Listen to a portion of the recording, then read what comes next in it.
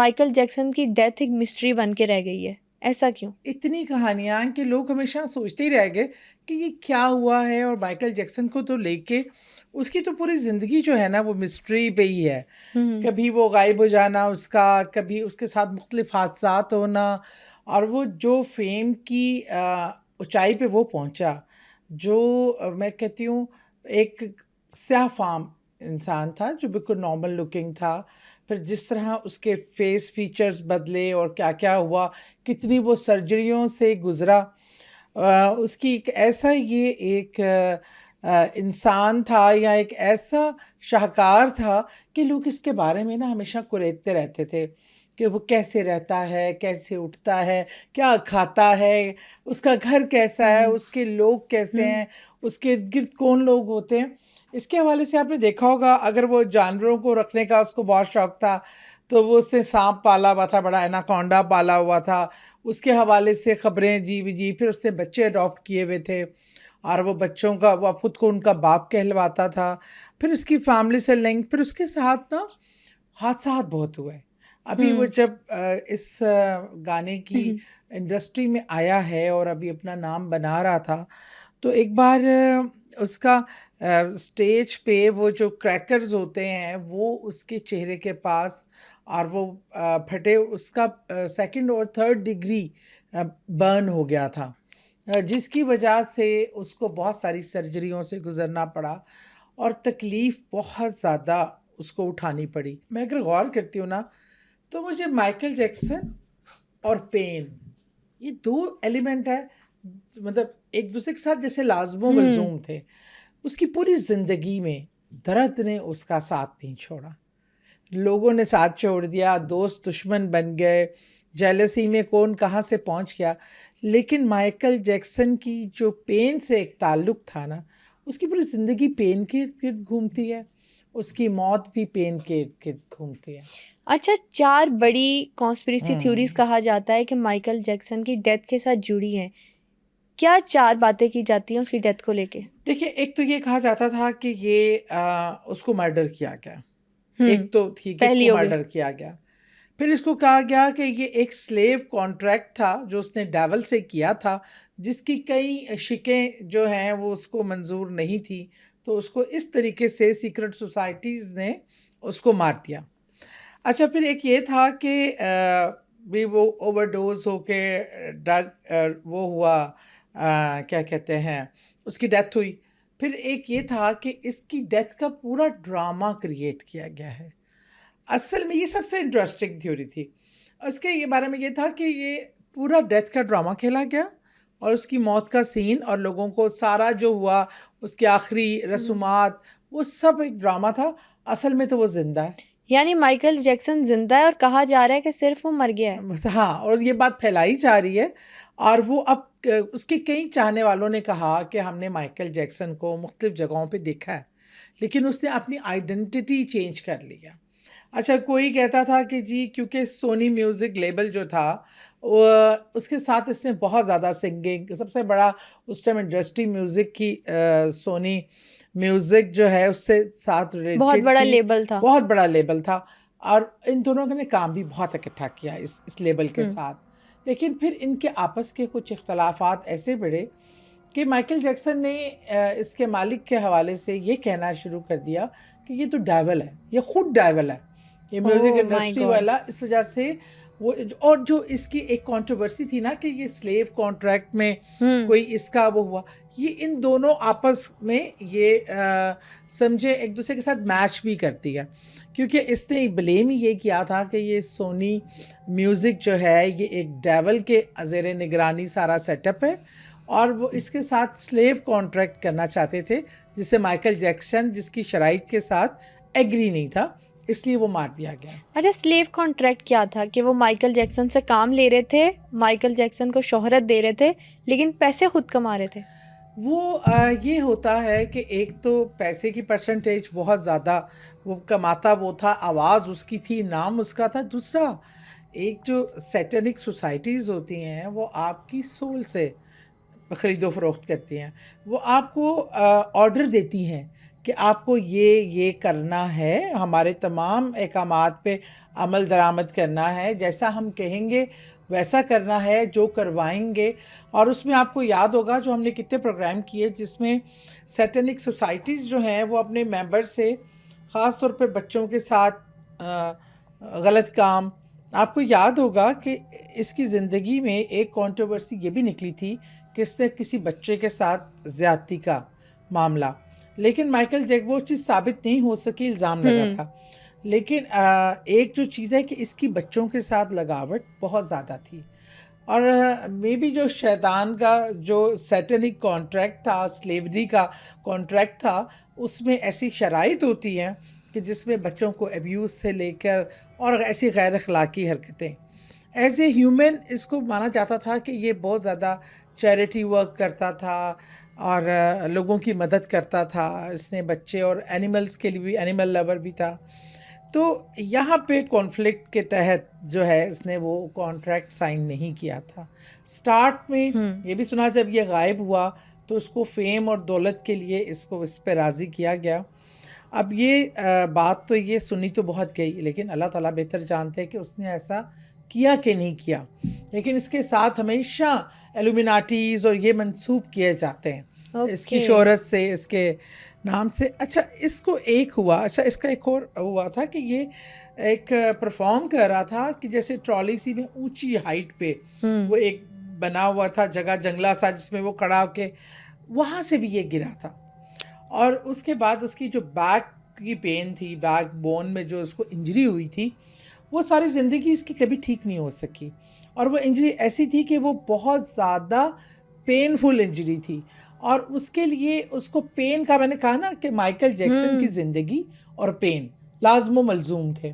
पहले बर्न का, second third degree burn, फिर बेशुमार उसकी सर्जरियाँ। अच्छा सादिया आपा, ये तो आपने बता दिया कि स्लेव कॉन्ट्रैक्ट वाली कॉन्स्पिरेसी थ्योरी को डिकोड किया आपने। फिर एक आपने ये बताया कि उसको मर्डर की भी कोशिश इसमें की जाती थी स्टेज पे, जो उसके साथ हादसे पेश आए, एक बर्न वाला फिर एक गिरने वाला। ये जो सर्जरीज उसने करवाई, ये कहा जाता है कि कुछ तो उसने अपने एक्सीडेंट्स की वजह से सर्जरीज करवाई, कुछ कहा जाता है कि उसने खुद सर्जरीज करवाई ताकि उसका हुलिया तब्दील हो सके। ऐसा क्यों? इसलिए कि एक स्याह फाम को लेके शायद ऑडियंस वो उतना उसको एक्सेप्टेबल नहीं था। वो जिस तरह का उसका एक जैसे फीचर्स होते हैं स्याह फाम्स के, मोटा नाक, वो कलर, ये वो आपने देखा कि वो एक तो बर्न की वजह से भी उसकी स्किन डैमेज हो गई, जिसकी सर्जरीज करा के उसने अपना नाक पतला, फीचर्स टोटल चेंज। अगर आप माइकल जैक्सन की पुरानी तस्वीर निकालें और नई वाली, कोई कह नहीं सकता कि इज़ द सेम पर्सन।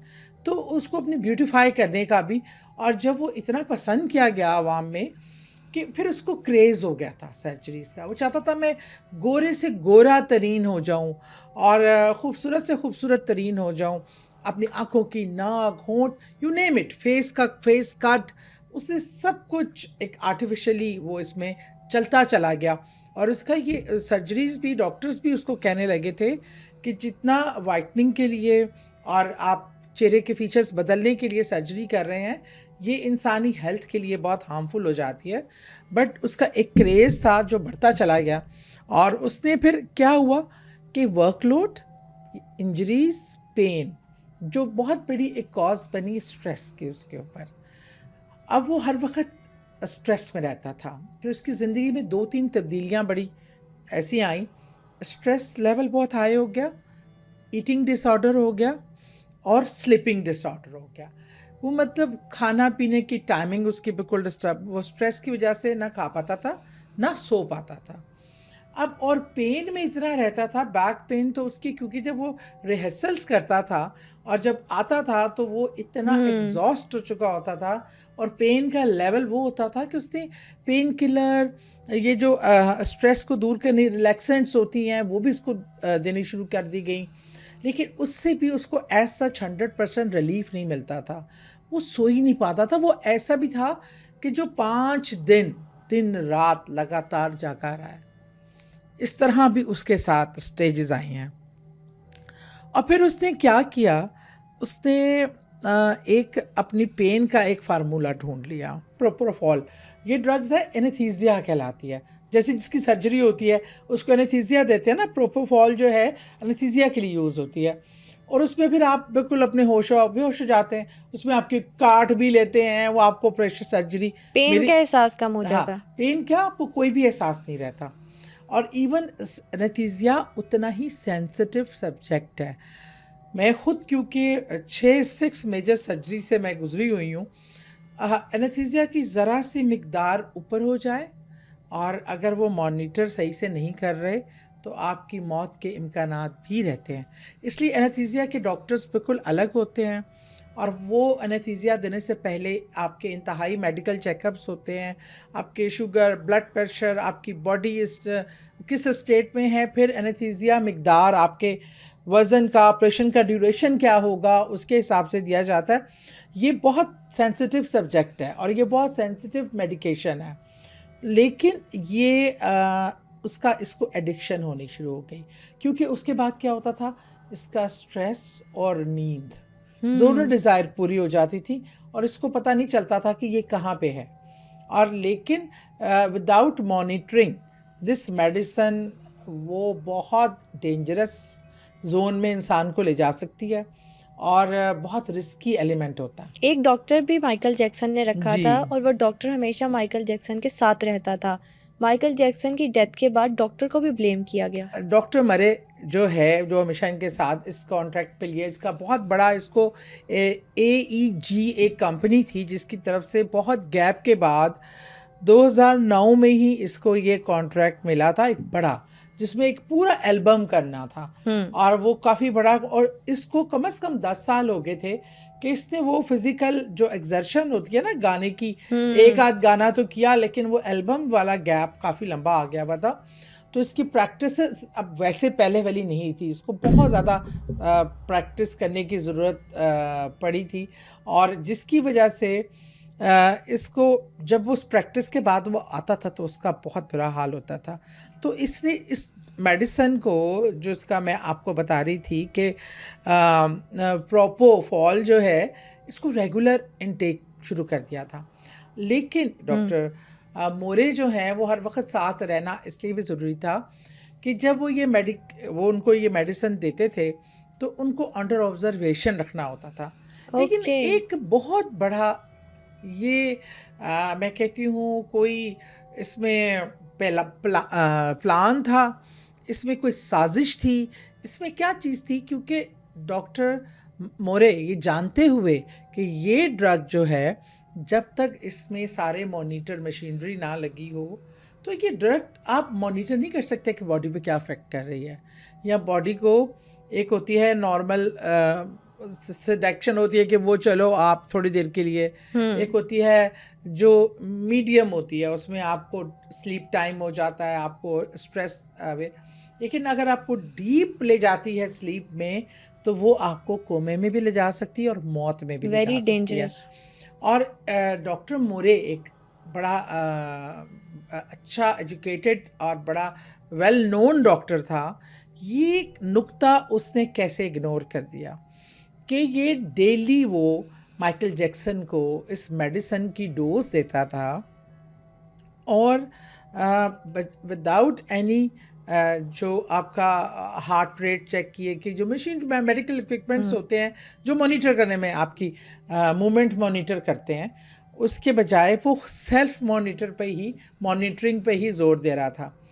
वो देखता रहता था कि अच्छा ये मूव कर रहा है, डीप स्लीप में तो नहीं चला गया ये, और ये चीज़ें चलती रही। और उसका जो है वो पहले तो कुछ दिन उसने कहा कि ये मैं मेडिसिन नहीं लेता, दूसरी स्ट्रेस की और पेन की ले लेता हूँ, लेकिन प्रोपोफॉल ड्रग जो है ना वो उसकी ज़िंदगी की ज़रूरत बन चुका था, एडिक्शन बन चुकी थी। उसके बगैर ना वो सो सकता था, ना वो स्ट्रेस से बाहर आ सकता था। तो डॉक्टर मोरे ने इसको ऐसा किया कि अभी ये जो है, अभी की रिहर्सल चल ही रही थी कि वन फाइन डे डॉक्टर मोरे ने जब रात को वो थक कर आया, उसको लगाई मेडिसिन, और ये जब स्लीप पे चला गया तो वो बैठा होता था, उसको ऑब्ज़र्व कर रहा होता था, तो कोई उसकी पर्सनल कॉल आ गई। अच्छा, वो निकला हुआ वॉक करता हुआ वो ज़रा कमरे से बाहर बात करने में मसरूफ़ हो गया।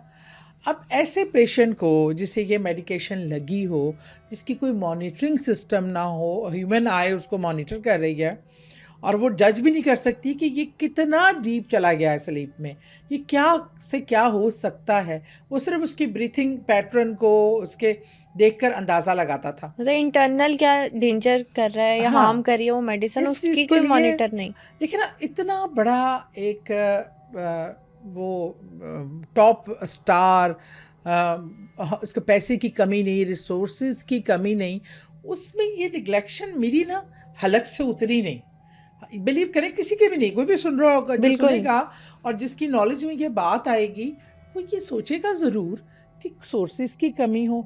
एक कमरा पूरा आप आईसीयू की तरह भी तैयार कर सकते हैं, थिएटर की तरह भी तैयार कर सकते हैं कि जिसमें उसकी मॉनिटरिंग सिस्टम चल रहा हो, ताकि पता हो कि कोई डोज, तो इतने डोज भी इतनी मखसूस दी जाती है, इतना पॉइंट्स देखकर और हर चीज़।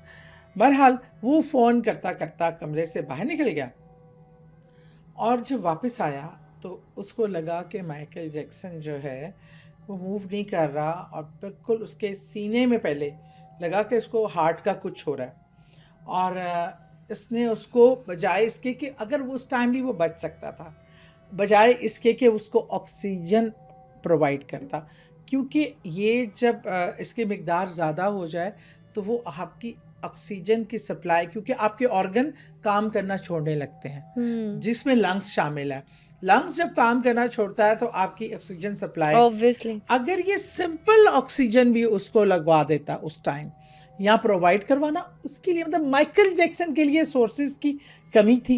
एग्जैक्टली। जैसे आज तक ये नहीं पता चला कि कायदे आजम के लिए एम्बुलेंस क्यों ना पहुंची, तो यही एक क्वेश्चन मार्क यहाँ भी है कि माइकल जैक्सन के लिए एक ऑक्सीजन सिलेंडर अवेलेबल नहीं था, जबकि डॉक्टर जानता था कि इसमें किसी सूरत में भी ऑक्सीजन की ज़रूरत आ सकती है, बल्कि उसने सीपीआर करना शुरू कर दिया, जो माउथ टू माउथ ब्रीथिंग होता है, उसको उसकी नहीं, उसको ऑक्सीजन की ज़रूरत थी। उसके बाद वो इमरजेंसी क्रिएट करके अगर वो एम्बुलेंस भी कॉल कर लेता तो एम्बुलेंस के अंदर भी ऑक्सीजन सिस्टम होती होता। है, लेकिन वो उसको कार में डाल के जब हॉस्पिटल ले जाया गया तो वो उस स्टेज से निकल चुका था, मतलब ही पास्ड अवे। तो बाद में डॉक्टर पे भी केस किया गया डॉक्टर था। पे पुलिस ने जब तहकीक, अब देखे ना कितनी मेजर निगलेक्शन है इस केस में। एक कोई मॉनिटरिंग सिस्टम के बगैर उसको ऐसी ड्रग देना, फिर उसमें पर्सनल अटेंडेंस होके भी आप फ़ोन करते हुए टहलते हुए आप बाहर निकल गए, फिर उसके बाद जब उसको ऑक्सीजन की ज़रूरत थी, ऑक्सीजन प्रोवाइड करना या एम्बुलेंस कॉल करना, that was not a issue for that person जो इतने सोर्सेज से माला माल था। और एक डॉक्टर जो इतना अक्लमंद था, इतना पढ़ा लिखा था, जो क्वालिफाइड था इस केस, इस तमाम उसमें, वो ये नहीं कर सका और उसको रखा गया, अरेस्ट किया गया। लेकिन क्या होना था, बस कुछ अरसे बाद वो केस क्लोज हो गया। ये तो 3 हो गई थ्योरीज, चौथी को भी हमने डिस्कस किया। इसमें ना जो सबसे इंटरेस्टिंग और जो सबसे ज़्यादा लोग बात करते हैं कि क्या माइकल जैक्सन अभी भी ज़िंदा है। कुछ लोगों ने जिसको देखा उन्होंने उसको माइकल जैक्सन समझा। कुछ लोगों का ये कहना है कि उसने सर्जरीज इसीलिए करवाई थी क्योंकि उसको शक था कुछ लोग मेरा मर्डर कर देंगे। तो कहाँ देखा गया वो, क्या कॉन्सर्ट में देखा गया, कहीं किसी उसके फैन ने देखा उसको, क्या मामला था इसका?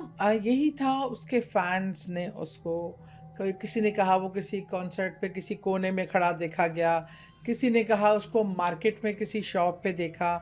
और सर्जरीज अब जो करवाने के बाद उसका फाइनल जो थी गेटअप, वो तो लोग पहचानते ही थे। हाँ, उसको अपनी ज़िंदगी का ख़तरा लाक था हमेशा से, उसके साथ सिक्योरिटी सिस्टम, गार्ड्स, ये वो। देखिए, इस तमाम चीज़ों के बावजूद भी, इतना रिसोर्सफुल होने के बावजूद भी, देखिए अगर हम ये भी कहते हैं ना कि वो मे बी ज़िंदा हो और गायब हो गया हो, तो मेरे ख्याल में ये तो फिर कोई बहुत ही बड़े लेवल पे सिस्टम पूरा, कि उसकी एक बॉडी थी, उसको दफनाया गया, पूरा एक पूरी सेरेमनीज हुई, इस चीज़ का तो फिर उसका कोई डुप्लीकेट तैयार हुआ है, तो फिर ही बिल्कुल। तभी आए। अब बाकी जिस लेवल की ये गेम थी वहाँ ये हो भी सकता, हम इसको बादल मतलब के आस नहीं चारों कह में से सकते, कॉन्स्पिरेसी थ्योरी कौन सी भी सही हो सकती कोई है। भी हो सकती है।